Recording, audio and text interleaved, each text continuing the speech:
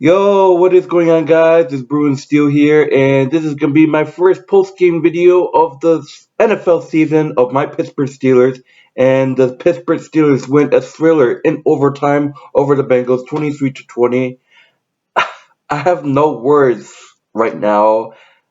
I have so hard to explain what I just witnessed. This game was a thriller. It had up and downs. All I can say is the kicking job on both sides of the ball was just so bad. Both teams had golden opportunities to win the game in overtime. But before I get into this game, I want to give a huge shout out to once again the legend himself. I mentioned him in my last couple of Steeler videos. My last Steeler video, I think, well, before the Dashy bet proposal. But the legend himself, he's been around the TTC. When he was in the TTC, he's been running the Bengals fan base. I want to give a huge shout out to the A-Train 513. Obviously, he's retired, but he's a great dude. I've been going at it with him during my TCC.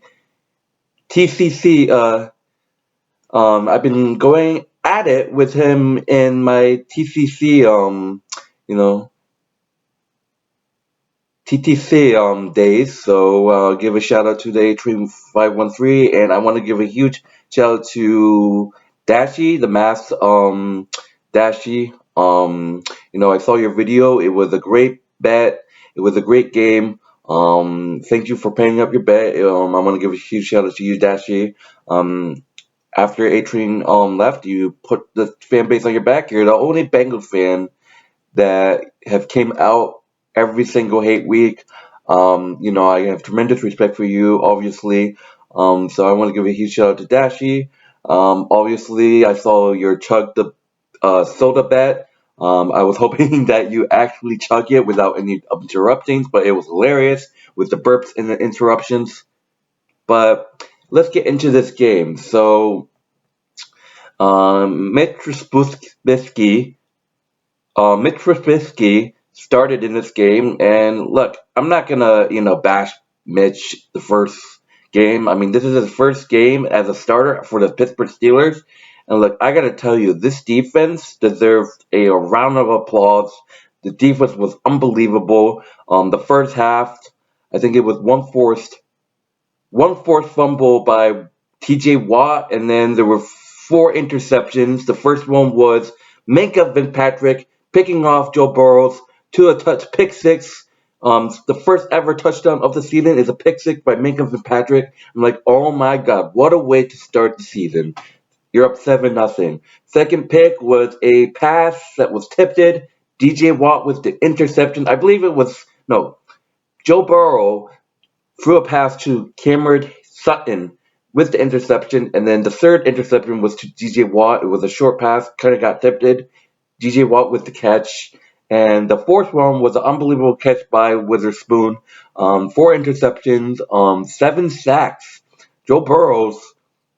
And that's what all you Bengal fans said. Oh, well, we improved our O-line. Look how many times that this defense got to Joe Burrows. 7 times. 8 times maybe. I don't remember, but this game was insanity. Like, holy shit. And then Mitch Trubisky obviously had an unbelievable drive. And it resulting in the Najee Harris first touchdown of the season. Um, it was kind of an overpass to Najee, and Najee was the touchdown. But the offense, man, the defense played amazing. It's just the offense has the issues, and after learning about the game, the last couple years it wasn't Ben's fault. The O line is the issue, and Matt Canada is the issue. Matt Canada, we were expecting this dude to be consistent after what we fired after we got rid of our old offensive coordinator.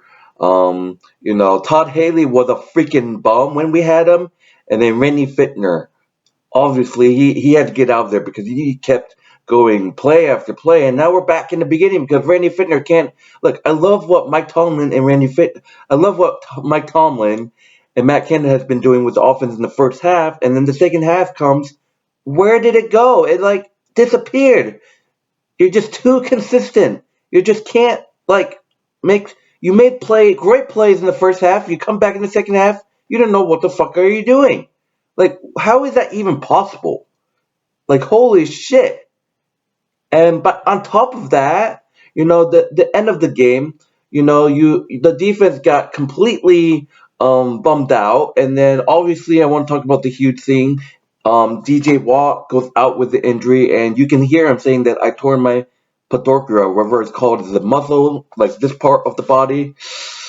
And I'm like, oh my god, that's not good. And obviously, I'm doing this post-game video pretty late, and it's confirmed that he didn't really get a torn. I was afraid that it was season ending, and that's just would have been a huge loss for us if it was season ending. But luckily, it was only going to be DJ Watt. Joni torn a little bit, and he's going to be out for at least 4 to 5 games. And doctors have predicted DJ Watt will come back in a few weeks, and he will be back in week 7. That just what it is. Najee Harris rolled his ankle. It didn't look good, but doctors said it wasn't too bad. I believe Heyward went down for a bit. We have to see what the injury is on him. I believe Deontay Johnson went down. I'm not sure. I was at work. I wasn't watching the game. But the second half, it's the same shit every year. The Steelers play good one half, and the other half, they don't know what the fuck they're doing out there. It's like one half they're playing great Steelers football, and then the other half is like they got their heads cut off out there on the field. They don't know what the fuck they're doing. The defense is playing stupid. Matt Canada has shit going on. I don't know what he's thinking. And that's the whole reason why, we almost lost this game, because I felt like we lost like multiple times in this game, especially at the end. I'm going to get to the end, but holy crap, man. It's the same shit. Steelers, they just can't understand that you have to play 4 quarters of football. Fucking 4 quarters! Mike Tomlin, it's the same excuses in his press conference. Oh, well, we'll get better next time. It's the same shit. It's the same shit, guys. But talking about the end of the game, there was obviously a horrible call that people were talking about. I think it was completely bullshit. Illegal use of the hands or something like that. It was bullshit. Deontay Johnson had an unbelievable catch with one hand on the sideline from Mitch Trubisky. And that's just that. And then at the end of the game, we just gave up a touchdown.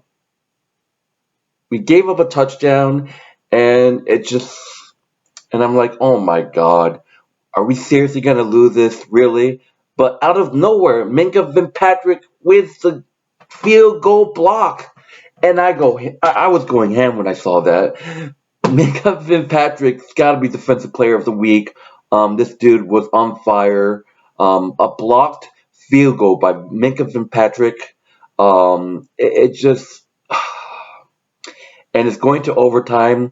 Like I said, both teams' kicking job was just absolutely horrible in this game. Both teams were failing to kick field goals in overtime, and eventually Chris Boswell at the end gets the game winner, and that's just that. And then, what a fucking game!